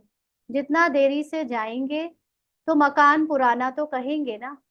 तो देरी से जाने का मतलब क्या है, यहाँ पर हम जितनी देरी से अपनी संपूर्णता में पहुंचेंगे, जितना ज्यादा टाइम लेंगे, उतना ही वहां पर फिर हमको देरी से सतयुग में जन्म मिलेगा। क्योंकि जैसे बताया ना, अलग अलग डोर्स हैं। मुझे ये क्लियर नहीं है बट अभी ऐसे टच होता है जैसे एक डोर ऑलरेडी सतयुग का चल रहा है, एक डोर के खुलने पर ऑलरेडी वहां सतयुग रन हो रहा है, ऐसा लगता है, I am not very sure. हाँ, लेकिन कि अगर वो सतयुग ऑलरेडी चल रहा है, आपका पुरुषार्थ चल रहा है, आपको कौन सी कॉन्शियसनेस में पहुंचे हो, आपके लिए वो डोर खुलेगा। तो जिसके लिए संपूर्णता की कॉन्शियसनेस निरंतर हो चुकी है, वो उस डोर में वहां पहुंचता जाएगा। तो यहाँ पर इसीलिए बाबा कहता है कि पुरुषार्थ करो, अपने को लेट मत करो, है ना। आई एम नॉट श्योर, सिर्फ ऐसे ही मुझे लगता है।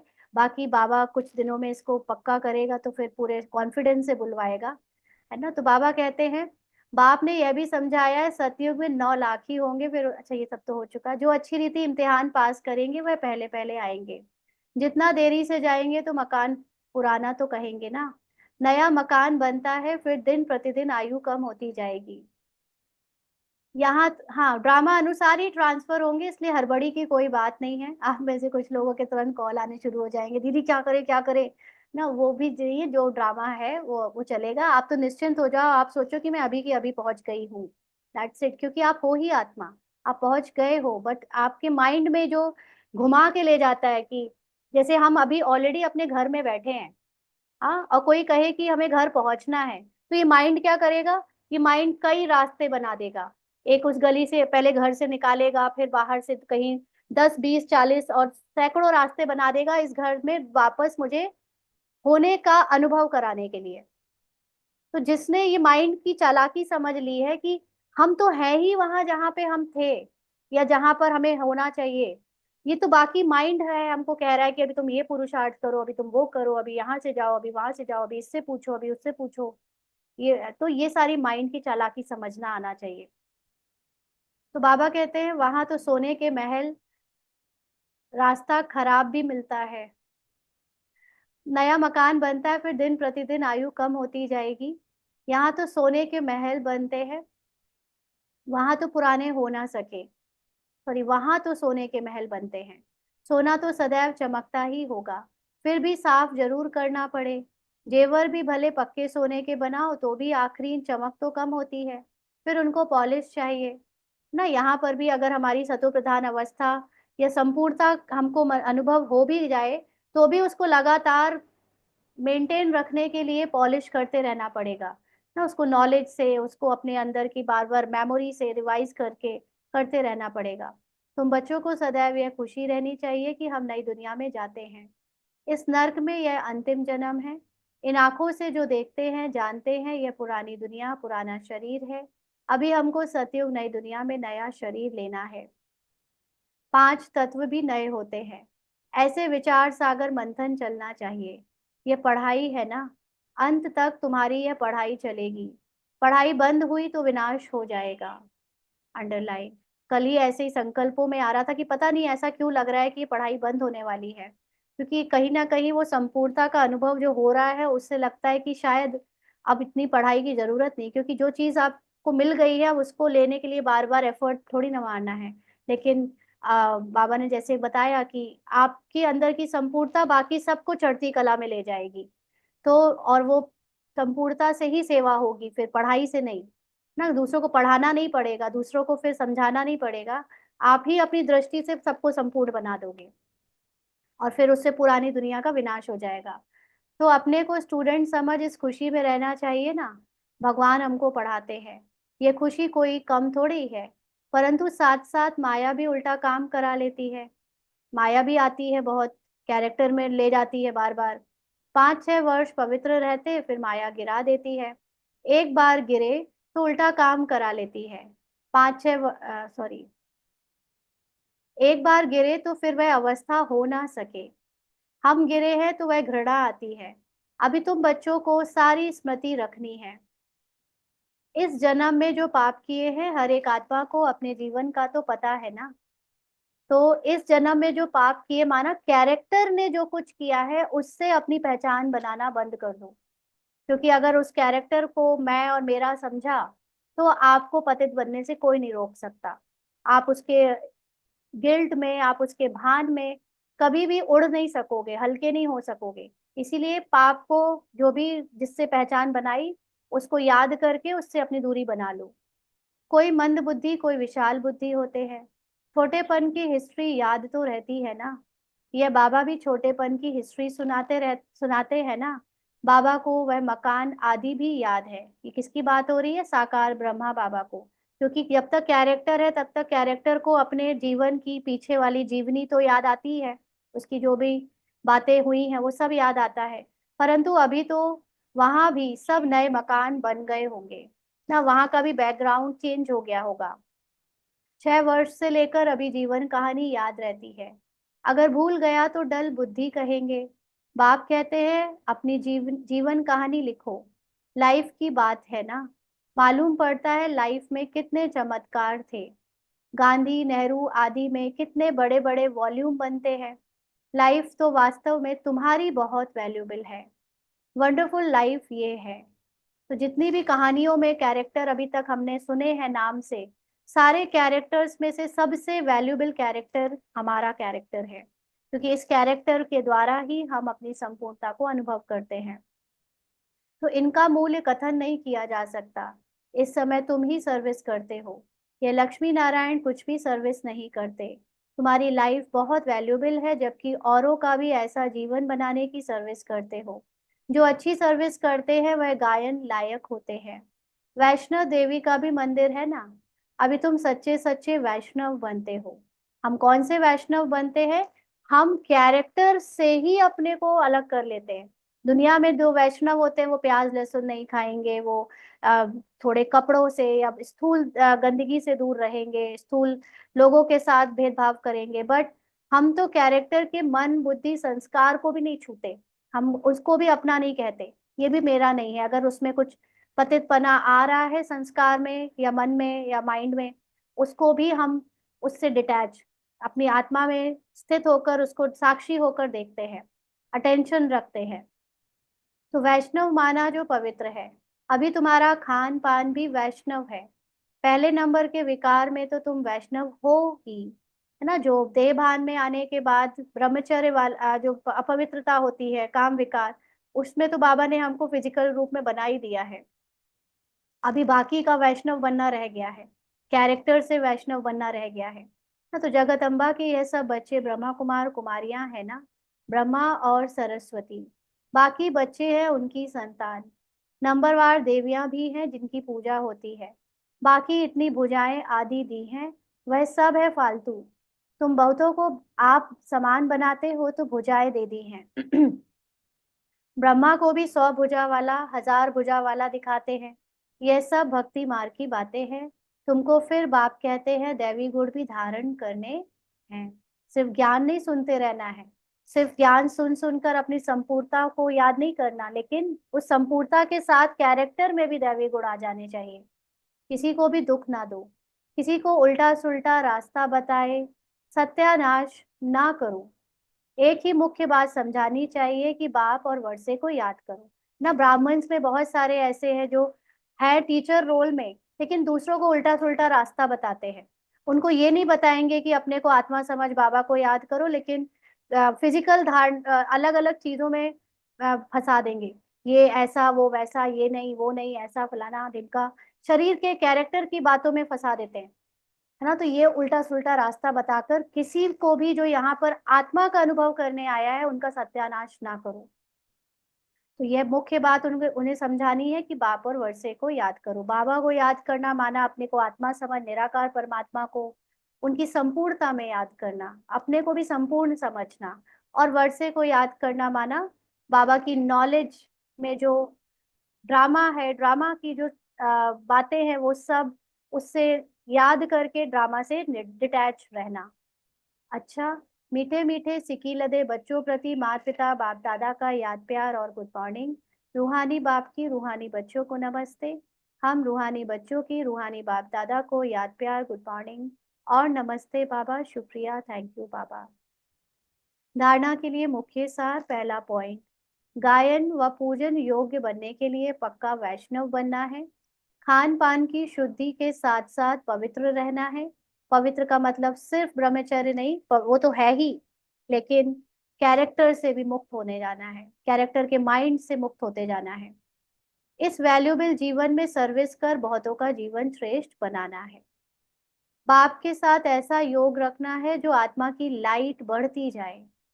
कोई भी विकर्म कर लाइट कम नहीं करना है। विकर्म का मतलब कैरेक्टर से पहचान बनाकर आत्मा को भुला देना, माना आत्मा की लाइट कम हो जाना। अपने साथ मित्रता करनी है। आज का वरदान है, स्वस्थिति की सीट पर स्थित रहे, परिस्थितियों पर विजय प्राप्त करने वाले मास्टर रचयिता भव। स्वस्थिति की सीट पर स्थित रहे, परिस्थितियों पर विजय प्राप्त करने वाले मास्टर रचयिता भव। कोई भी परिस्थिति प्रकृति द्वारा आती है, इसीलिए पर स्थिति रचना है और स्वस्थिति वाला रचयिता है। यानी जब आप अपने सत्य में स्थित हो, आत्मा में स्थित हो, तो आप क्रिएटर हो अपने थॉट्स के। वैसे वो ड्रामा अनुसार आ रहा है, लेकिन ड्रामा ने हमको संगम युग में मौका दिया है कि अब हम नई सतो प्रधान स्क्रिप्ट रचे। ड्रामा हमको देगा ऐसे संकल्प, ऐसी चीजें, लेकिन हम पहले अपने सत्य में टिके तब, है ना। तो बाबा हमको यही समझा रहा है कि अभी आपकी स्वस्थिति रचयिता है, और जो बाहर ड्रामा में हो रहा है वो परिस्थिति है, वो आपकी क्रिएशन है, आपके थॉट्स की क्रिएशन है। तो मास्टर रचयिता व मास्टर सर्वशक्तिवान कभी हार खा नहीं सकते, असंभव है। अगर आप ये सोचो कि बाहर चीजें समस्या है, बाहर चीजें परेशानी है, बाहर चीजें मुश्किलात है, तो अगर आप अपने सत्य में टिके हो तो आप कभी कह ही नहीं सकते कि बाहर परेशानी है, बाहर समस्या है, बाहर कोई प्रॉब्लम है। क्यों? क्योंकि हम, मैं ही क्रिएटर हूँ। मैंने ही अगर उसको समस्या का नाम दिया है तो ये मेरे माइंड की रचना है। अगर मैंने ही बाहर परिस्थिति को बड़ा बनाया है और उसको विपरीत बनाया है तो मेरे माइंड ने बनाया है। तो मैं हार खा जाऊं अपने आत्मा में स्थित होकर, ये हो ही नहीं सकता। बिकॉज आई नो कि मैं जब चाहूं तब उसको समस्या से हटाकर समाधान में बदल सकती हूँ। तो इसलिए ये असंभव है कि मास्टर रचयिता और मास्टर सर्वशक्तिवान हार खा ले। अगर कोई अपनी सीट छोड़ते हैं, माना आत्मा की स्मृति को छोड़ते हैं, तो हार होती है। सीट छोड़ना अर्थात शक्तिहीन बनना। अपने को सीट छोड़कर कैरेक्टर समझने लगना, शक्तिहीन बनना। सीट के आधार पर शक्तियां स्वतः आती हैं। आप आत्मा की सीट पर, राजा की सीट पर बैठे हो, तो वो है ही मास्टर सर्वशक्तिवान। तो जो सीट से नीचे आ जाते हैं उन्हें माया की धूल लग जाती है। बाप दादा के लाडले मर्जीवा जन्मधारी ब्राह्मण कभी देह अभिमान की मिट्टी में खेल नहीं सकते। तो आपके कैरेक्टर में, रोल में कुछ भी होगा, अगर आपने उसको समझा कि मेरे साथ हो रहा है, मैं सोच रहा हूँ, मैंने किया, तो यह है देह अभिमान की मिट्टी। और जो आत्मा में स्थित है वो कभी ये नहीं कहेगा कि मैंने किया, मैंने सोचा, मैंने बोला। वो हमेशा अपने को बाप समान संपूर्णता की स्मृति में रखेगा और कैरेक्टर से न्यारा रहेगा। तो ऐसे बच्चे बाप दादा के लाडले और मर्जीवा जन्मधारी ब्राह्मण होते हैं। स्लोगन है, दृढ़ता कड़े संस्कारों को भी मोम की तरह पिघला कर खत्म कर देती है। तो दृढ़ता का मतलब होता है मैं हूं ही संपूर्ण आत्मा, इससे कुछ भी कम नहीं हूं मैं। और कैरेक्टर में कोई भी कड़ा संस्कार, चाहे वो क्रोध का हो, चाहे वो ईर्ष्या का हो, चाहे वो डरने का हो, चाहे वो किसी भी तरह का कमजोरी का हो, वो कड़ा संस्कार मेरी संपूर्णता के सामने टिक नहीं सकता। आप लगातार अपनी संपूर्णता की लाइट उस पर फेंकते जाओ, माना बार बार अपने को याद दिलाते जाओ कि मैं आत्मा संपूर्ण हूँ, मैं आत्मा संपूर्ण हूँ, मैं ये कमजोरी हुई नहीं, मैं ये कमियां हुई नहीं। तो ये दृढ़ता आपके अंदर जितनी बनी रहेगी, उससे आपके रोल में जो चाहे भय के, चाहे अलग अलग कमजोरी के संस्कार भी है, वो सब खत्म हो जाएंगे, रहेंगे ही नहीं। आज के अव्यक्त इशारे हैं, जैसे ज्ञान स्वरूप हो ऐसे स्नेह स्वरूप बनो। ज्ञान और स्नेह दोनों कंबाइंड हो, क्योंकि ज्ञान बीज है और पानी स्नेह है। अगर बीज को पानी नहीं मिलेगा तो फल नहीं देगा। ज्ञान के साथ दिल का स्नेह है तो प्राप्ति का फल मिलेगा। तो यहाँ पर एक होता है बाहर ज्ञान देना और बाहर स्नेह देना। समझ रहे हैं? अभी तक हम ब्राह्मण्स और बीके बाहर स्नेह दे रहे थे, बाहर ज्ञान दे रहे थे। अभी बाहर भूल जाओ। अभी अपने अंदर आप जितना ज्ञान की स्मृति लाते हो, जितना ज्ञान का चिंतन करते हो, उतना ही अपने कैरेक्टर के को देखते हुए सबसे स्नेह करो। चाहे नेगेटिव कैरेक्टर आए, चाहे पॉजिटिव कैरेक्टर आए, सबको स्वीकार करो। ज्ञानी तू आत्मा का मतलब ही है कि मैं आत्मा इस कर्मों के सारे प्रभाव से मुक्त हूँ। ये कर्म, ये एक्शन, ये सब कुछ ड्रामा में नूंद है। मैं किसी भी चीज से नफरत नहीं कर सकती। मेरे रोल में, मेरे पार्ट में कोई संस्कार, कोई संकल्प अगर कड़ा भी है, विपरीत भी है, विरोध का भी है, नेगेटिव भी है, उसको भी बस स्नेह से उसको स्वीकार कर लो, लेकिन अपनी संपूर्णता में टिक जाओ, क्योंकि वो कैरेक्टर आप नहीं हो। जितना आप अपने अंदर स्नेह का पानी देते जाओगे, आपका सारा माया, सारी कैरेक्टर की नेगेटिविटी मर्ज हो जाएगी, समाप्त हो जाएगी, और तब फल मिलेगा। तो ये जो बाहर की बात जो अभी तक करी, वो एक्चुअली अपने अंदर करो, अपने अंदर को स्वीकार करो, अपने अंदर स्नेह दो, स्नेह का पानी दो ज्ञान के साथ साथ। अभी तक हम क्या करते थे? ज्ञानी तू आत्मा कहती थी, तुमने गलत किया, तुमने उसको जवाब दे दिया, तुमने उसको दुख दिया, तुमने गलत किया, ये बाबा के बच्चे नहीं कर सकते, और गिल्ट में मरे जा रहे हैं, मरे जा रहे हैं, बिल्कुल डूबे जा रहे हैं। बाबा कहते पानी स्नेह का दो, माना जो कुछ हुआ कैरेक्टर में हुआ, तूने थोड़ी ना किया, वो तो ड्रामा ने नूंद है, या हिसाब किताब वश जो हुआ वो, इट्स ओके, उसको भूल जाओ, माफ करो, अपने को क्षमा करो, पानी स्नेह का देते जाओ। तब दिल का स्नेह आपके सारे अंदर के कैरेक्टर के नेगेटिविटी को मर्ज कर देगा, और प्राप्ति का फल मिलेगा। यानी कौन सी प्राप्ति?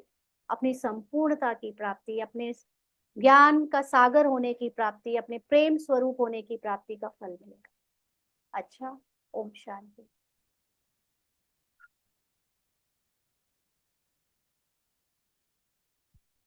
शिमोली के पॉइंट सुनाएंगे।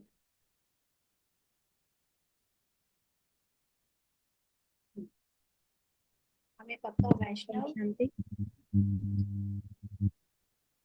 की गरिमा सिस्टर।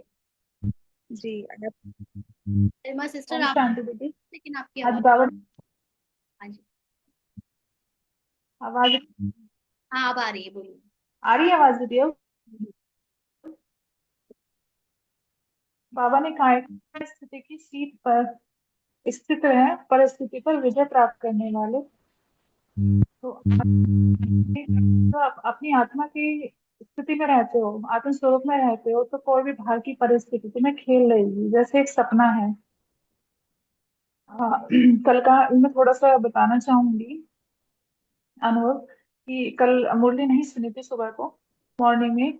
तो इसको एक कॉल आता है सुराग की तरफ से कि किसी रिलेटिव की तबीयत खराब है, पैरालाइज हो गया है, उसको नाटक में ये सीन आया था। बट बाबा, आज मुझे मतलब अंदर से ये आया था कि जो कुछ हो रहा है ना, कुछ भी एक सेकंड का कुछ भी हो रहा है, बाबा की मर्जी के बिना या ड्रामा के बिना कुछ नहीं हो रहा है। पहले तो इतना यकीन नहीं होता था, ऊपर ऊपर से ही जाता था कि नहीं जो हो रहा है चलो ठीक है।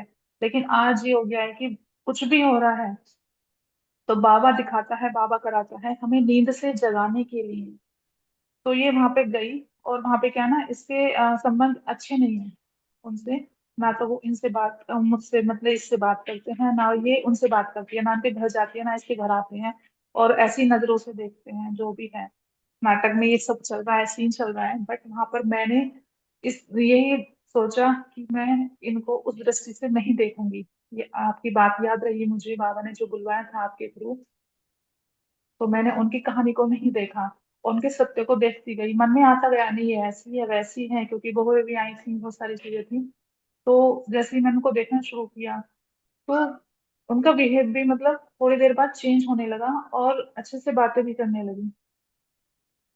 उसके बाद में बहुत सारे पैरालाइज थे, और एक थी जो लेटी हुई थी, बोल नहीं पा रही थी, रो रही थी। तो मैं अचानक उसके पास, ये उसके पास ही चली गई अचानक में। तो वो मुझे देख के रोने लगी, इसे देख के रोने लगी वो।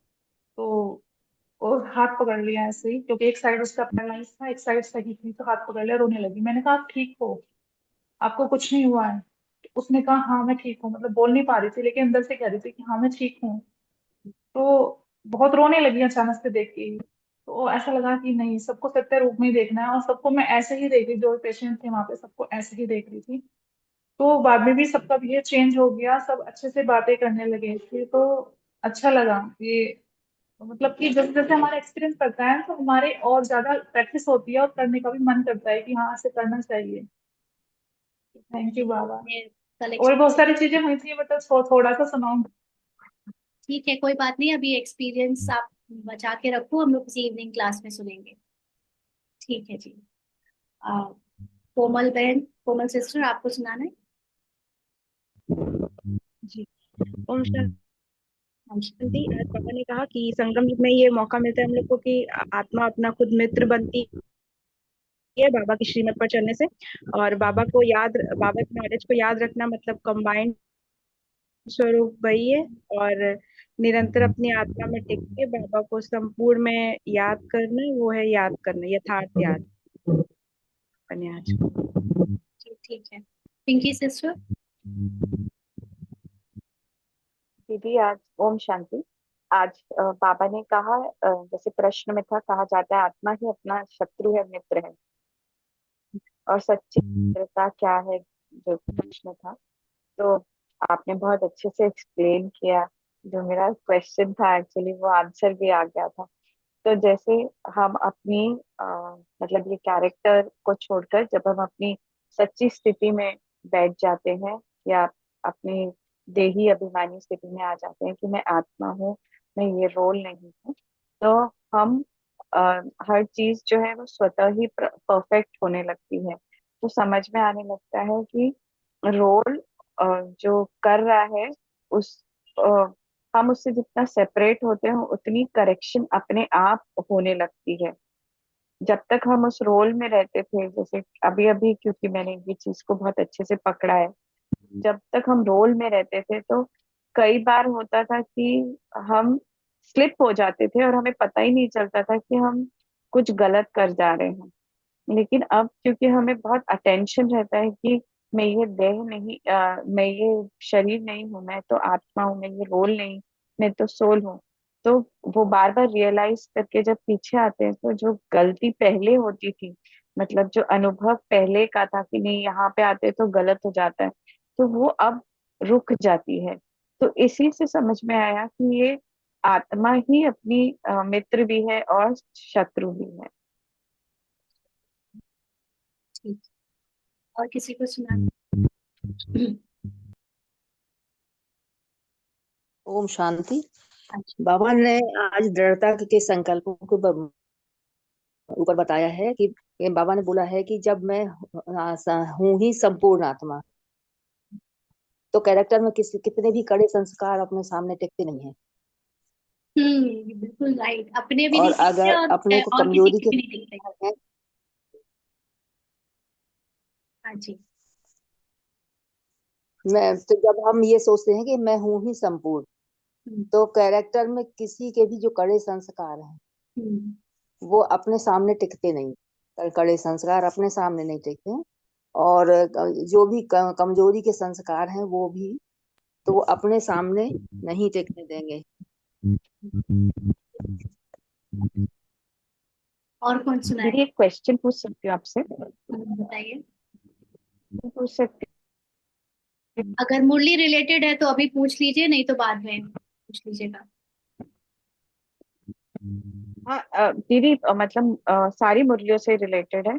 दीदी ये बेचैनी क्यों होती है जब हम, जैसे कि निश्चय क्यों नहीं बैठता कि जो ड्रामा में हो रहा है, जैसे अभी भी दृढ़ता के कड़े संस्कारों को भी मोम से ये पिघलते क्यों नहीं है जल्दी, विश्वास क्यों नहीं बैठता, जबकि हम बार बार खींचते हैं स्वयं को कि नहीं मैं विश्वास। आत्मा हूँ, विश्वास तो भी। नहीं बैठना भी एक कड़ा संस्कार है ना। तो बाबा ने आज ही की मुरली से तो आपको सॉल्यूशन बताया है। तो आप लगातार करते रहिए, अपनी लाइट बढ़ाते जाइए, तो ये स्टेज भी क्रॉस हो जाएगी। ये विश्वास नहीं बैठने का जी संस्कार भी खत्म हो जाएगा। क्या क्यों कैसे ऐसे मत करिए, सब ड्रामा अकॉर्डिंग नूंद है और सब फिक्स्ड है और ऐसे ही है, इसलिए बस है तो है। अब क्यों है ऐसा, क्यों नहीं है, इस पे मत जाइए। आप तो अपनी आत्मा की शक्ति को बढ़ाइए, आत्मा की स्मृति को बढ़ाइए, संपूर्णता को याद करते जाइए, तो ये कड़ा संस्कार खत्म हो जाएगा। ठीक है। जी दीदी, थैंक यू दीदी। जी। और किसी को सुनाना है, फिर बाबा को याद करेंगे। ठीक है। दीदी ये सब समझ में आ रहा है कि माइंड की सारी चालाकी होती है। हम्म। देखा जाए तो जो भी क्वेश्चन आते हैं वो कहीं मुरली में, कहीं किसी क्लास में, और हेर फेर करके भी नहीं, आपके जो अनुभव होते हैं वो एक्चुअली हमारे क्वेश्चनों का आंसर होते हैं। तो रोज मेरा मन बोलता है कि आज ये पूछूंगी, आज ये पूछूंगी। तो कई दिनों से मैं देख रही हूँ, मैं कह रही हूँ नहीं, कोई क्वेश्चन देख नहीं रही तो आंसर तो मिल रहे हैं। तो आज समझ में आया ये मन की चालाकी होती है, ताकि हम अपनी संपूर्णता से हटकर उस क्वेश्चनों में अटक जाएं। आज मुझे ये अच्छा समझ में आया कि ये भाई Absolutely. चालाकी है मन की। बिल्कुल ट्रूथ है ये। आपको आपकी संपूर्णता से दूर ले जाने की ही चालाकी है ये माइंड की, ये समझ जाओ। तो माइंड को इतनी डांट लगाओ कि वो फिर कि बहुत तुम मेरे साथ खेल रहे हो जन्मों से, सालों से ना। ठीक है, लक्ष्मी सिस्टर बताइए। ओम शांति दीदी। कल कोई बहन ने एक बोला था कि कोई मुरली या कोई क्लास सुनने से सब क्लियर हो जाएगा दीदी, वो मेरे को याद नहीं आ रहा है। कोई मुरली बेहद की बोला था या वैराग्य कोई क्लास वृत्ति की बोला था, क्लासेस हैं। मैंने। बेहद के वैराग्य वृत्ति की क्लासेस हैं, वो आप सुन सकते हो। मैं आज लिंक भेज दूंगी अभी, क्योंकि आज इवनिंग में क्लास नहीं है, तो आप वो उसके आई थिंक 5-6 क्लासेस है बेहद के वैराग्य वृत्ति की, जो बाबा की ही महावाक्यों की एक्सप्लेनेशन है। बेहद के वैराग्य वृत्ति किताब किससे ली गई है। तो मैं एक दो वीडियो भेज दूंगी, फिर उसका सजेशन, ऑटो सजेशन यूट्यूब में आता रहता है, तो आप सुनते रहिएगा। ठीक है। हाँ जी, और किसी को सुनाना है? हरिओम। जी। हरिओम जी। हाँ जी। हरिओम जी। जी संगीता। ओम शांति। हाँ जी, भूल गए थे हरिओम करना है कि ओम हाँ शांति करना है। हाँ, कोई बात कोई बात नहीं। एक ही बात है जी, ओम शांति हरिओम। हाँ कोई जी। बात ओम शांति जी। आ, मेरे को ये पूछना था कि आपने मेरे को अभी मुरली में बताया कि गृहस्थ जीवन में रहकर डिटैचमेंट कैसे हो सकती है। गृहस्थ जीवन में आपने कोर्स किया हुआ है? हाँ जी, किया हुआ है, 7 दिन वाला किया हुआ है जी। आप कितने दिनों से मुरली सुन रहे हो? बहुत टाइम से, मेरे को कोई अंदाजा नहीं है। तो कोरोना जब शुरू हुआ था ना, फर्स्ट कोरोना। हाँ जी, कोरोना से सुन रहे हो, अच्छा। हाँ जी। तो हाँ जी। तो अभी तक मुरली के आ, मुरली में तो मुझे मुझे आपका क्वेश्चन ऐसा लग नहीं रहा कि ये कोई हमारे रेगुलर स्टूडेंट का क्वेश्चन है। ये क्वेश्चन मुझे ओके। बाहर वाले का लग रहा है।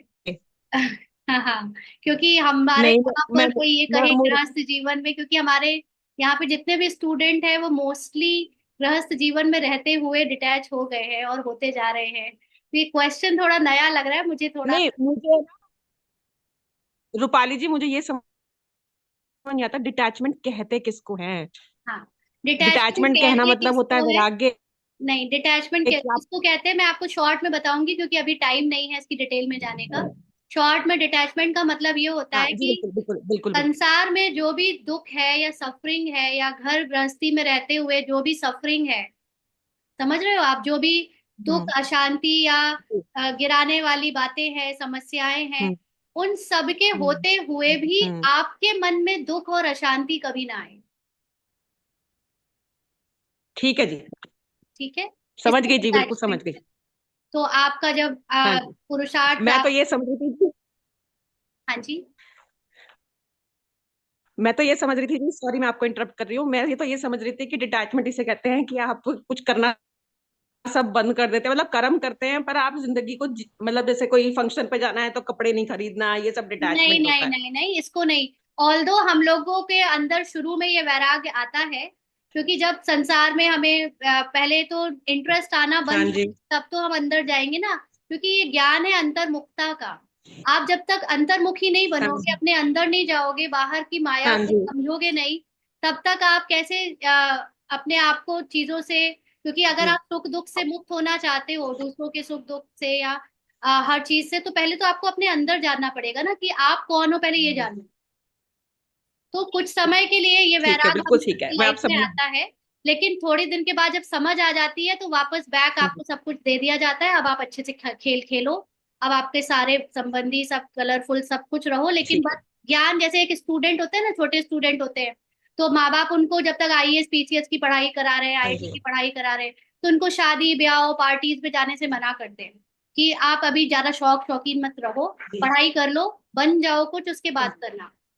तो यहाँ पर भी ऐसे ही है, कुछ जी। दिन का थोड़ा त्याग करने के बाद फिर आपको जब खेलना आ जाता है अच्छे से, ये गेम लाइफ की गेम है, लाइफ की गेम को खेलना आ जाता है, फिर आप चाहे जैसे करो। हम्म। ठीक है।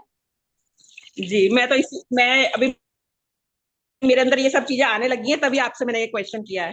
हाँ जी, ठीक। चलिए थैंक यू बाबा जी, को, thank you so much. Om Shanti. ठीक है, बाबा को याद करते हैं।